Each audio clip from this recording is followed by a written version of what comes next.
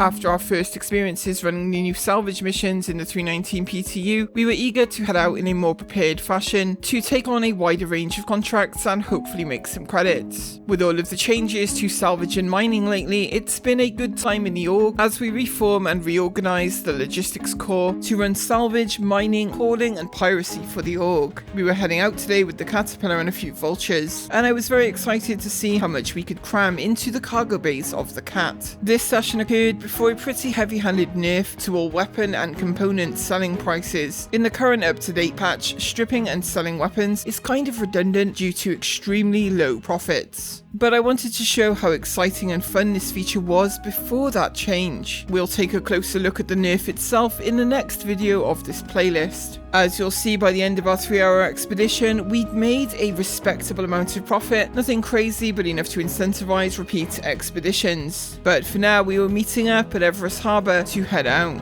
I was to be joined by regular Chief and Darth Blazer, who had recently joined the Jackals, and outside of some Jumptown interactions, I'd not spent a lot of time with him. The first contract was a risky cutlass salvage in orbit over Magda. Hey, here we are. The area was clear for now, but risky contracts feature a timer on screen until security responders arrive. 3 blips on my radars, it's us. Oh. Risky Drake Cutlass Black, estimated time until arrival. Yeah, it's the security will show up. I've had security show up immediately. Ooh, okay, that's spicy. Darth Blazer had already begun hull stripping. Oh yeah, lights don't work. I know, the Vulture's lights, they need work so bad. Yeah. I hadn't scanned the ship on my way in, so the first thing to check was the cargo bay. These contracts do feature a wide range of cargo items, some of which can be extremely profitable. Sorry, on your mining head on the abrade, what does your speed say?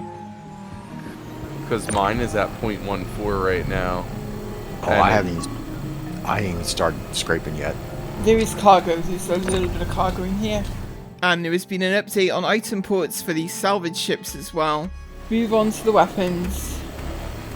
Go and unlock the ports. I've been pulling weapons without unlocking ports. Really? Yes. Because I know you've got to do that on like actual living ships, right? But like maybe it was never intended for that to be a thing you've got to do on the salvage wrecks.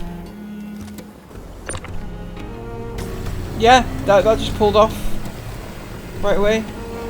Before we could truly settle in though, Chief would spot hostiles nearby. Oh, I just had a whole bunch of contacts pop up. Oh, and a red. I'm going back to the 2 ship. reds. Yep. As I return to the bridge of the Cat, we get more information. No, these are NPCs, I believe. Oh, they are, okay. Yeah, I can't see the name. If I had to guess, I reckon this is someone's bounty mission. Because the bounty missions do occur in these weapon testing sites. We'd move up to engage as a precaution.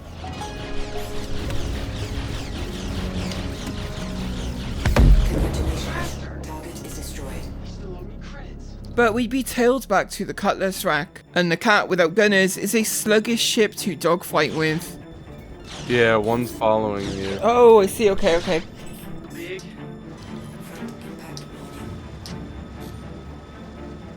Prospector.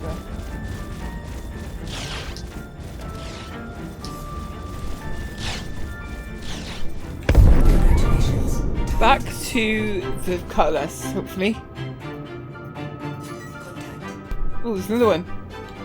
What's this? It is another prospector. Why are we being besieged by prospectors? No kidding. This time the prospectors were joined by another ship.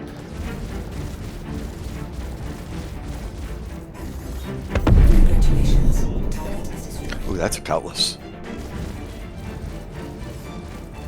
And due to a control bind issue I was having in PTU, with my power balance button also pushing shields forward every time I hit it, most of my shield faces were now down or low.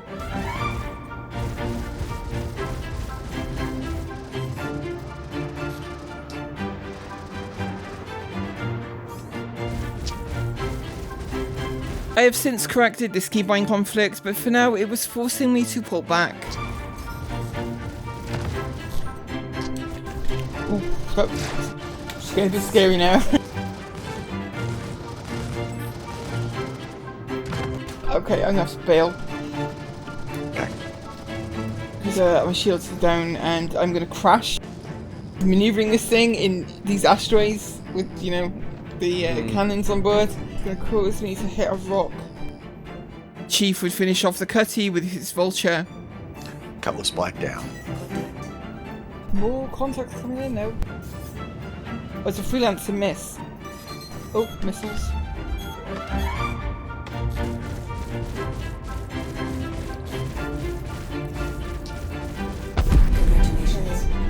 Going down, look at this, and the prospect there. New one. Oh, this one's much more serious. It's an Aurora, but it's got ballistics.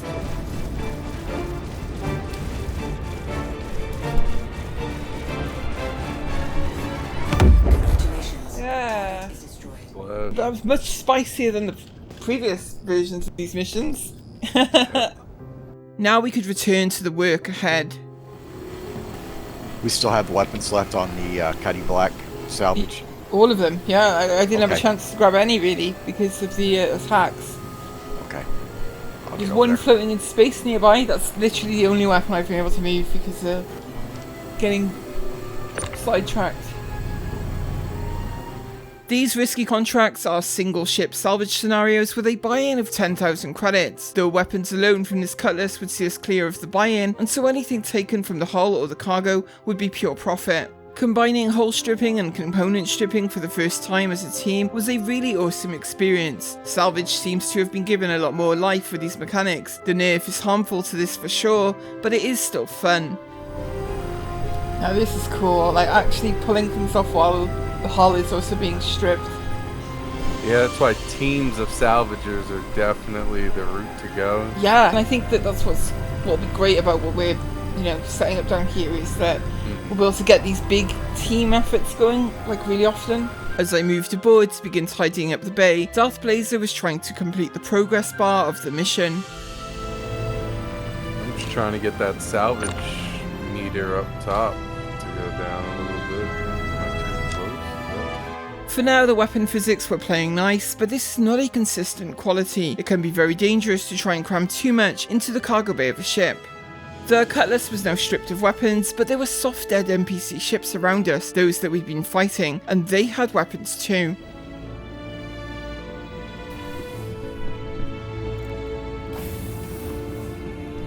The ship I came across was one of the prospectors. I'd need to go aboard if I wanted to strip the weapons, but not to strip something else. I'm not even at 4 boxes yet.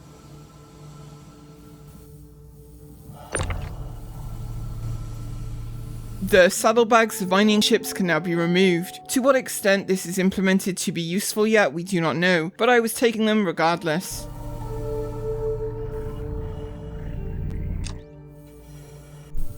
Grab the mining laser as well. So the only way I know to sell that is to put it on another prospector, right? Or another, yeah. The Ninetales pilot was still floating in the cockpit. I'd need to go aboard if I wanted the distortion repeaters the ship was equipped with. I tried pulling them like I'd done with the mining laser, but they would not budge.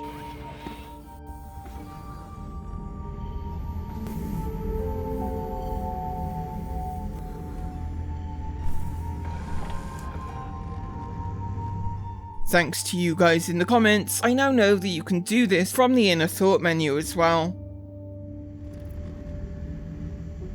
Ports are unlocked.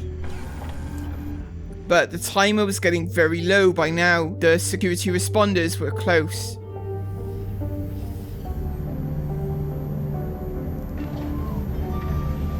I don't think I'll be able to get No, I this think I'm gonna have to leave these weapons and ditch it because we've got 2 minutes to get out of here. I was heading back to the camp to get as far away from the trespassing zone around the Cutlass as possible.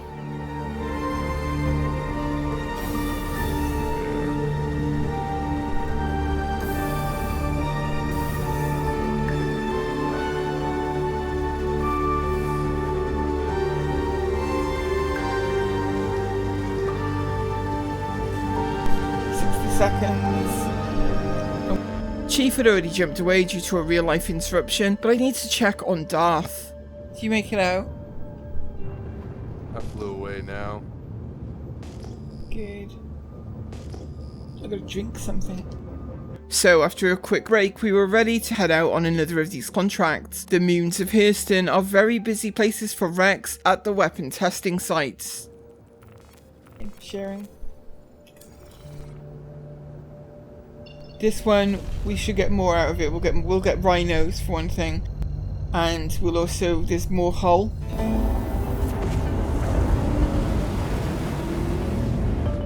We were on our way to Ariel to strip a Constellation Aquila.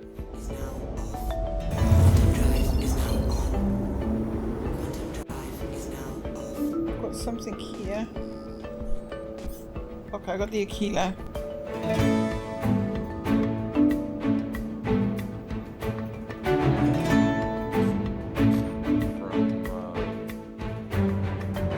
The wreck was positioned very close to two large asteroids in orbit around Ariel. These weapon testing sites are littered with debris, and as we'd already seen today, not always safe from attack.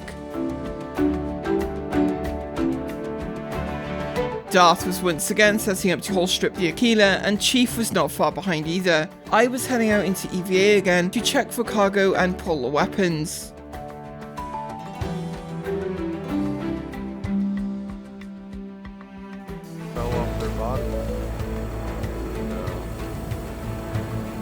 There is some cargo in here, I'm just gonna grab it.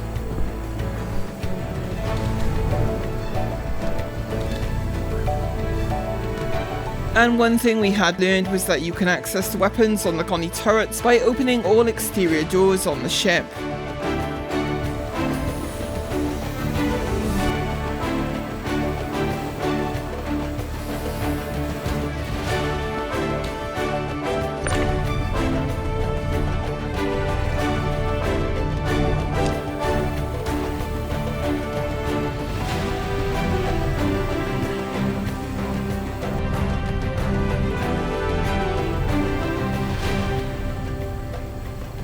Pretty soon, all weapons had been recovered, only the hull stripping remained. But this was actually a pretty nice spot to be holding up for a while. Ariel, in my opinion, is one of the, most pretty moons when you see it from orbit. And with all of the rocks around as well, it's really quite something. I'd be organising the cargo bay for the fresh weapons, but this time the physics was not going to be as cooperative. Sell what's in them. Which probably means we're going to have to wait for freight elevators. Because I had 3 of them back. You actually physically put them onto your hull or whatever, then you take your hull to the refinery. No opinion to have to do it like that if you're taking them. However, you can sell them without, just not selling the goods inside of them. That was an unfortunate little bump.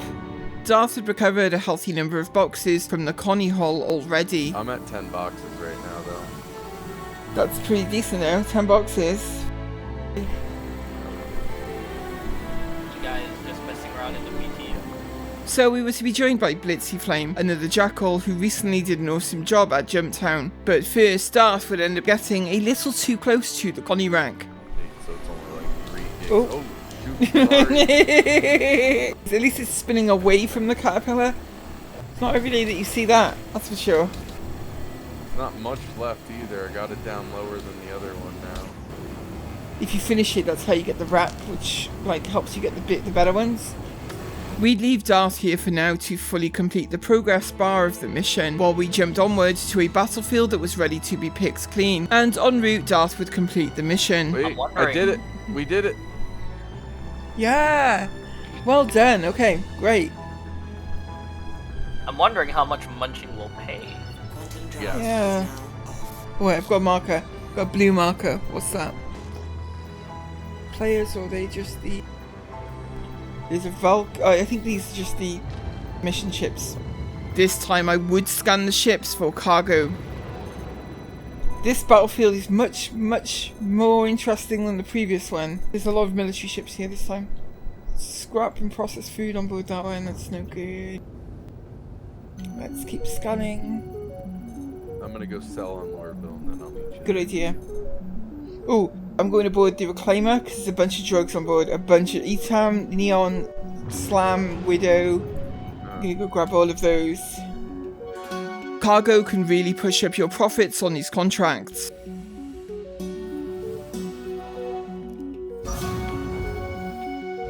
And while heading aboard, I had some ideas. I was just musing aloud. Like, I don't want to turn a corner and get shot in the face. But, like, on these battlefield ships, there should maybe be some NPCs on board still, you know? Like, survivors from the battle. I checked the actual cargo bay first, but it was empty. I guess the salvage processing.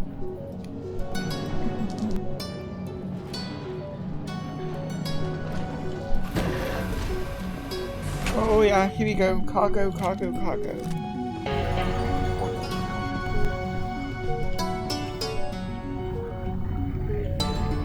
But there is a problem with the external hatch of this elevator right now. I think I kept all the boxes, but I didn't. At the moment, it would appear the exterior hatch doesn't open if you move the elevator outside on the Reclaimer. Like, the elevator will go through it, but the hatch at the bottom doesn't open. I wasn't sure if I still had all of the boxes, but we'd move what was here first. The cargo in each box was different, so it was definitely worth looking for the missing ones. They could be the key to profit on this run after all. I'm going to send this elevator back up, see if there's any of them that stayed on the inside of the door up there.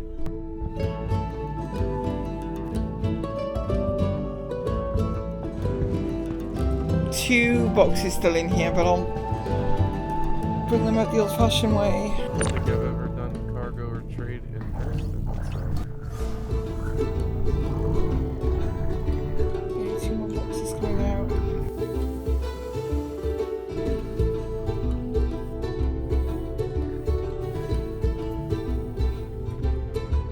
Once the cargo was secure, we'd move on to the weapons, the most important of which are two size 5 Galderines on the manned turret atop the hull.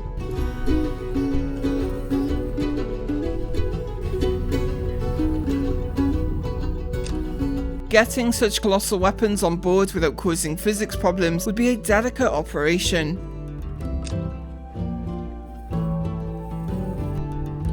Tie them down so they don't freak out anymore. Yeah, the Galderines are huge, aren't they? Wow. We'd even be taking the salvage heads. These are relatively small, but also have the potential to freak out and cause damage to the ship. There were several other shipwrecks nearby, and we'd move between them, gathering what we could.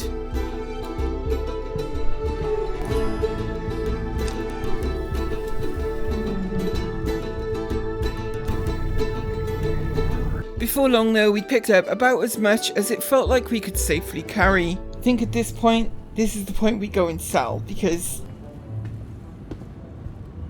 anymore and it's going to be real dangerous with all of the bays now, pretty much. All of them occupied at least. Ooh, these are not looking good over here. Okay, on this side the doors look clear. You want me to start closing them? Yeah, if the switches work, yeah. I can get to the cockpit, close everything else. But hopefully everything remains inside. There's a little bit of impact on the compartment 3. The doors had closed and we were on the move, and during the jump we could take inventory of our 3 hours of salvage. This is the other thing I love about the Caterpillar, is that you've got this gantry so you can, you know, just come along and see exactly what's in each bay. The Dragonfly, mostly stable. Lots of Panthers and Badgers. Next we got the giant cannons and the salvage heads. Galderines and the other laser weapons. More cannons. And then finally up front we've got the Prospector saddlebags. The closest planet had been Hurston, so this was to be our first stop, to unload the illicit cargo as quickly as possible. Here we are at Hurston. Reclamation and disposal first. Get rid of the drugs. This is PTU, so piracy risk is lower, but that doesn't mean it is ever completely safe at these scrapyards.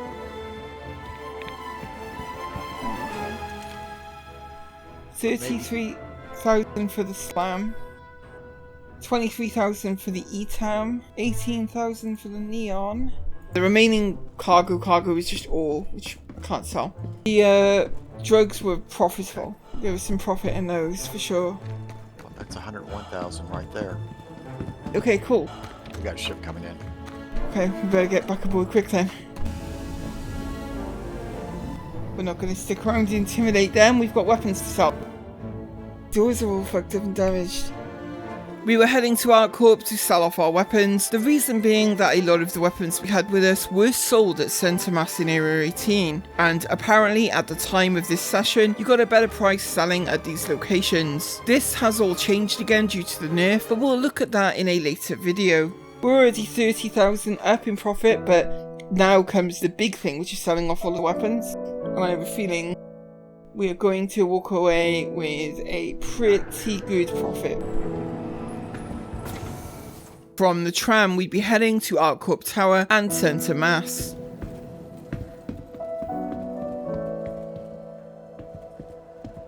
And once inside, I'd find the terminal and begin selling.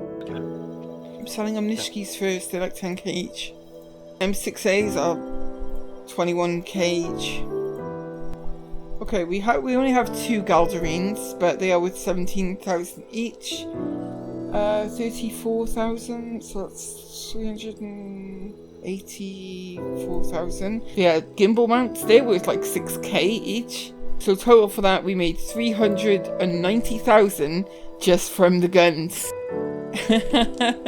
Now, pre-nerf, this run was 3 players over 3 hours, and between cargo, hull stripping and selling weapons, we'd made 590,000 credits. I'll round that up to 600,000 for the sake of keeping things simple. That's 200k per player for 3 hours, or 66k per hour per player. We were not running this super efficiently, taking things pretty relaxed, so I'm sure that more money could easily have been made doing this, but it hardly seems to be a crazy figure. The gameplay itself was fun and exciting, the physics on the weapons can be a bit of an irritation but can be worked around, and to our members in the org at least, the profit from these activities seemed to be at about the right level for the time invested. I will admit I was disappointed by the nerf. The patch notes did state that it was a temporary measure with no additional explanation given. This could mean it may be changed again for the better in future, and I hope that it is, but rebalancing all weapons to the same values was a temporary thing to do, and that was 2 years ago. In the next video we'll see just how far the nerf has gone and some truly bizarre side effects of it. As always, I want to thank all of you at home for watching, and all of our amazing patrons who you can see on screen right now. Without these very generous people, none of the videos on the channel here would be possible, so I am grateful to each and every one of you for helping me to keep the channel going. And in this video I would especially like to thank Commander Draff, who recently became a backer over on Patreon. Thank you, Commander Draff, for your generous support. It is hugely appreciated and goes a long way to helping keep things going here. Thank you. We'll be back with more from 319 very soon.